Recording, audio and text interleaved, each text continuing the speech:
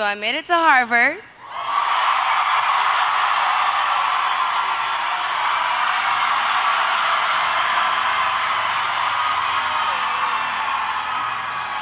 Never thought I'd be able to say that in my life, but it feels good. Thank you, Dr. Counter. Thank you to the Harvard Foundation, and thank you, Harvard University, for this great honor. Thank you. I'm incredibly humbled by this, to be acknowledged at this magnitude for something that, in truth, I've never wanted credit for. Jadi saya berhasil masuk Harvard. Tidak pernah terpikir saya bisa mengatakan itu dalam hidup saya, tapi rasanya menyenangkan. Terima kasih Dr. Counter, terima kasih kepada Harvard Foundation, dan terima kasih Harvard University atas kehormatan besar ini. Terima kasih, saya sangat tersanjung dengan ini, untuk diakui sebesar ini, untuk sesuatu yang sebenarnya tidak pernah saya inginkan untuk dihargai. When I was 5 or 6 years old, I remember watching TV and I would see these commercials and I was watching other children suffer in other parts of the world. And, you know, the commercials where they, you could give 25 cents and save a child's life and I would think to myself, like, I wonder how many 25 cents I could save up to save all the kids in Africa. Ketika saya berusia 5 atau 6 tahun, saya ingat menonton TV dan saya akan melihat iklan ini. Dan saya menonton anak-anak lain yang menderita di bagian dunia lain. Dan Anda tahu iklannya, Anda dapat memberi 25 sen, hemat kehidupan seorang anak. Anda tahu? Dan saya berpikir, saya bertanya-tanya berapa banyak 25 sen yang bisa saya hemat untuk menyelamatkan semua anak di Afrika. And I would say to myself, like, when I grow up and I can get rich and I'm gonna save kids all over the world. I just didn't know I would be in the position to do that by the time I was a teenager.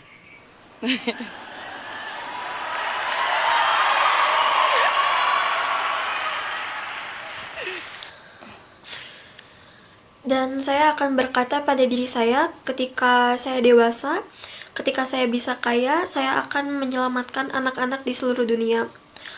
Saya hanya tidak tahu saya akan berada dalam posisi untuk melakukan itu pada saat saya masih remaja.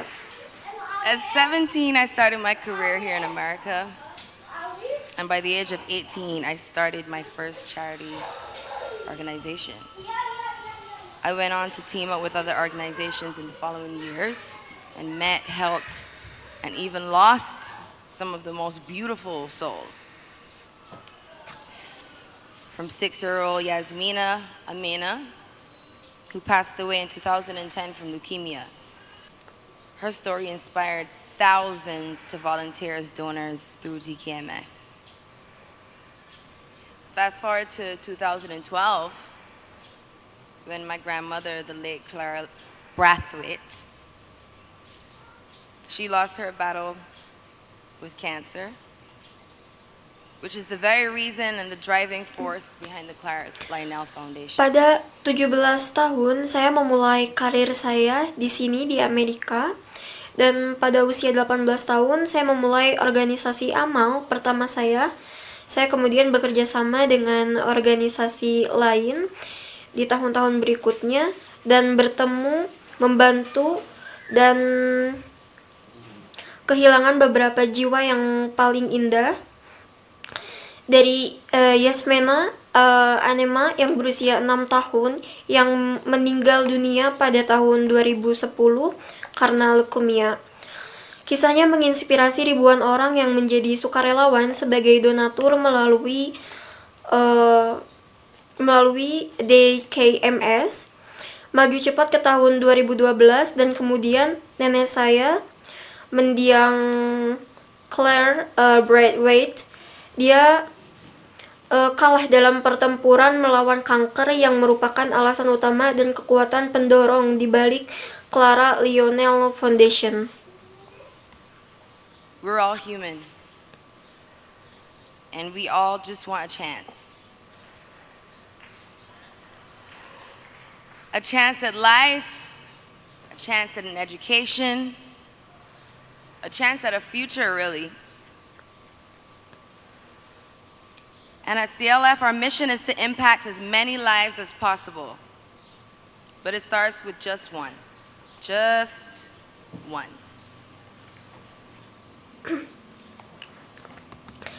Kita semua manusia dan kita hanya menginginkan kesempatan hidup, kesempatan dalam pendidikan, kesempatan di masa depan. Sungguh, dan CLF, misi kami adalah untuk memberi dampak pada sebanyak mungkin nyawa, tetapi ini dimulai hanya dengan satu orang, hanya satu. As I stare out into this beautiful room, I see optimism, I see hope, I see the future. I know that each and every one of you has the opportunity to help someone else. All you need to do is help one person, expecting nothing in return. To me, that is a humanitarian.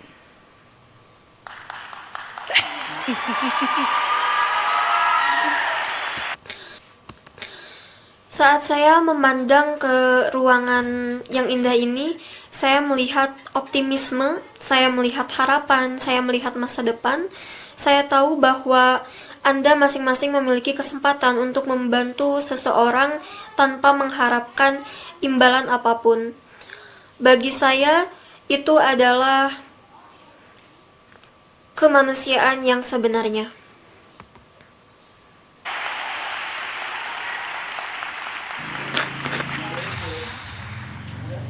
People make it seem way too hard, man.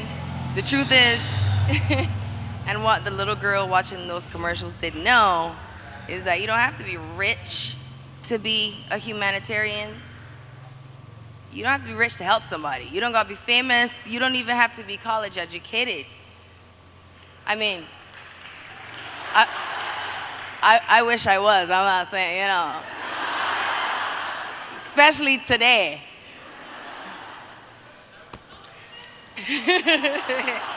It's true, I might come back, but alright. Orang-orang membuatnya tampak terlalu sulit, kawan. Kemanusiaan sebenarnya, dan apa yang saya ingin gadis kecil yang menonton iklan itu tahu, bahwa Anda tidak harus kaya untuk menjadi seseorang, Anda tidak harus terkenal untuk membantu seseorang, Anda bahkan tidak harus berpendidikan tinggi. Maksud saya berharap, saya tidak mengatakan Anda tahu, terutama hari ini memang benar, saya mungkin kembali tapi baik-baik saja.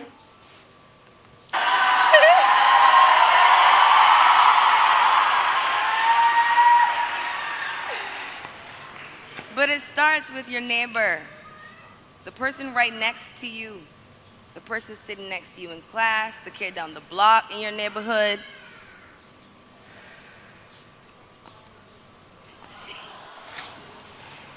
You just do whatever you can to help in any way that you can. And today I want to challenge each of you to make a commitment to help one person, one organization, one situation that touches your heart. Itu dimulai dengan tetangga Anda, orang yang tepat berada di sebelah Anda, orang yang duduk di sebelah Anda di kelas, anak yang tinggal di dekat Anda. Anda hanya perlu melakukan yang Anda bisa, apapun yang Anda bisa, untuk membantu dengan cara apapun. Dan hari ini saya ingin menantang masing-masing dari Anda untuk membantu satu orang, satu organisasi, satu situasi yang menyentuh hati Anda. My grandmother always used to say, if you got $1, there's plenty to share. Thank you, ladies and gentlemen. It was my honor. Nenek saya selalu berkata, jika punya $1, banyak yang bisa kita bagikan. Terima kasih hadirin, itu adalah kehormatan bagi saya.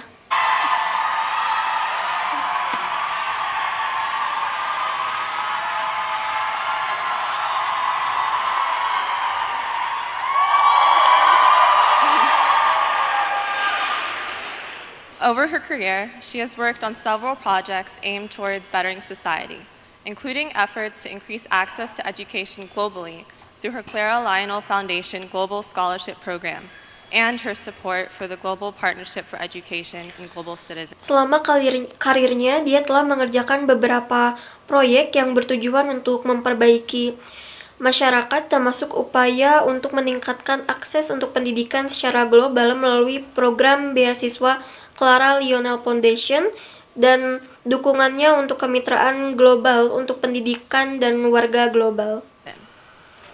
But for this part of the night, I'd like to highlight some of the work she's done in the field of health and in helping to empower others in that way. Part of Rihanna's humanitarian work has been to develop a cancer diagnosis and treatment center at the Queen Elizabeth Hospital in Bridgetown, Barbados. As a student of global health, the impact of such an institution is not lost on me.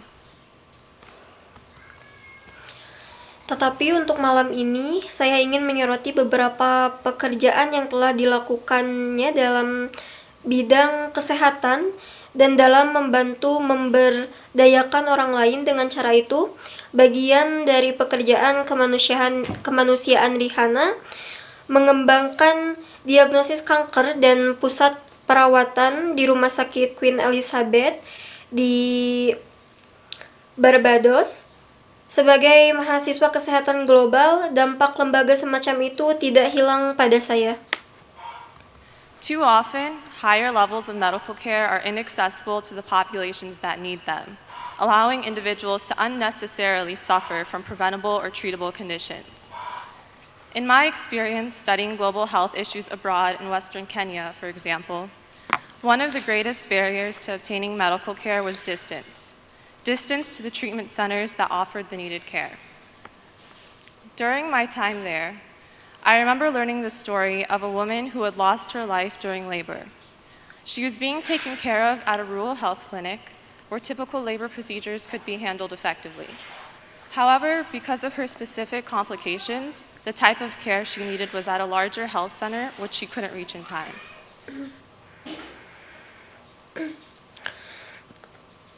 Seringkali tingkat perawatan medis yang lebih tinggi tidak dapat diakses oleh populasi yang membutuhkannya, memberikan individu menderita dari kondisi yang dapat dicegah atau diobati. Dalam pengalaman saya, mempelajari masalah kesehatan global di luar negeri, di Kenya bagian barat misalnya, salah satu hambatan terbesar untuk mendapatkan perawatan medis adalah jarak ke pusat perawatan yang dibutuhkan. Selama berada di sana, saya ingat pernah mempelajari kisah tentang seorang wanita yang kehilangan nyawanya selama persalinan. Dia dirawat di klinik kesehatan pedesaan di mana prosedur persalinan biasa dapat ditandatangani secara efektif. Namun karena komplikasi spesifikasinya, jenis perawatan yang dibutuhkan ada di pusat kesehatan besar yang tidak dapat dicangkup pada waktunya. Fortunately, there are efforts locally and globally to tackle issues such as these. And I tell this story not to single out a specific region, but to highlight the importance of this work.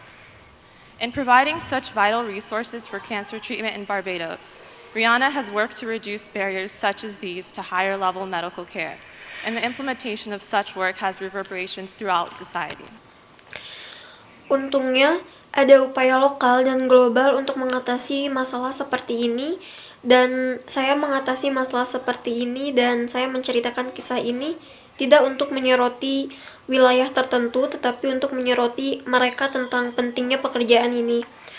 Dalam menyediakan sumber daya yang berharga untuk pengobatan kanker di Barbados, Rihanna telah bekerja untuk mengurangi hambatan seperti ini ke perawat medis tingkat yang lebih tinggi, dan pelaksanaan pekerjaan tersebut memiliki gaung di seluruh masyarakat.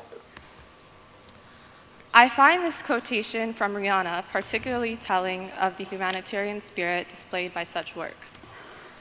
If you have the ability to help and lend a hand, no matter how big or small, you should definitely make that your responsibility. To me, the idea that the ability to help others, no matter how big or small, now becomes a responsibility is one that embodies what it means to be a humanitarian. To prioritize helping fellow human beings to the extent that one can is to exemplify humanitarianism.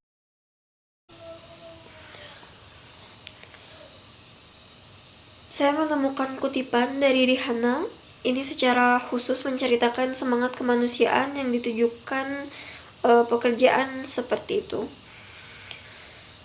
Jika Anda memiliki kemampuan untuk membantu dan mengulurkan tangan, tidak peduli seberapa besar atau kecil, Anda harus menjadikannya sebagai tanggung jawab Anda. Bagi saya, gagasan bahwa kemampuan untuk membantu orang lain, tidak peduli seberapa besar atau kecil, sekarang menjadi tanggung jawab adalah salah satu yang mewujudkan apa artinya menjadi seorang kemanusiaan. Mengutamakan membantu sesama manusia sebisa-bisanya adalah mencontohkan kemanusiaan. As many of us are students and will be navigating life outside of this university in a few years, I hope this humanitarian spirit is one that we will incorporate wherever life may take us. Thank you, Rihanna, for inspiring us to use our abilities to work,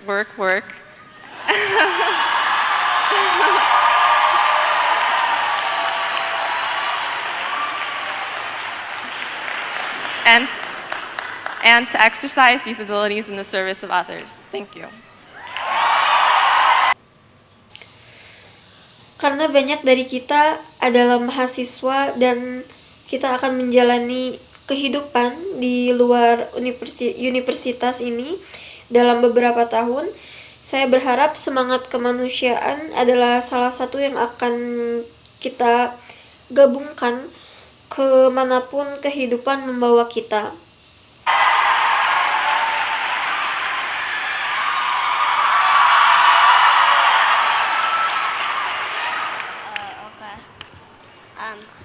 Rihanna, we thank you for your compassion, your philanthropy to help others in need, and your wonderful music.